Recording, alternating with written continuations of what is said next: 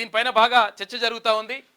Video morphing కేసులో Delhi police versus state police. నిందితులను arrest చేసేందుకు గాంధీ భవన్కు ఢిల్లీ పోలీసులు వచ్చిండ్రు నిన్న. వారికంటే ముందే అదుపులోకి తీసుకున్న సిసిఎస్ పోలీసులు శుక్రవారం కోర్టులో హాజరుపరిచేందుకు ఏర్పాట్లు.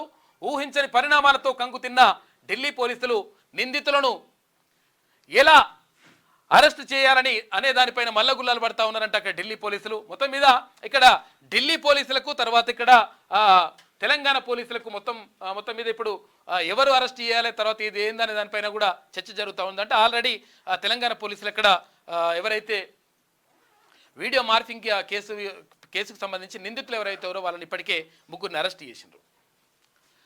కేంద్ర హోంమంత్రి Amit Shah video morphing case కొత్త మలుపు తిరిగింది.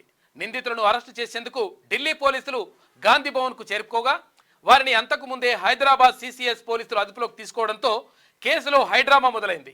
Congress social media warriors in charge Manne Satish, convener Naveen, group ప్రతినిధులు తస్లిమా, గీత, శివను గురువారం ఉదయం అదుపులోకి తీసుకున్న సిటీ సెంట్రల్ క్రైమ్ స్టేషన్ అంటే సిసిఎస్ పోలీసులు వారిని శుక్రవారం కోర్టులో హాజరుపరిచేందుకు ఏర్పాట్లు చేస్తా ఉన్నారంట. ఇవాళ కోర్టులో హాజరుపరుస్తారు వాళ్ళని.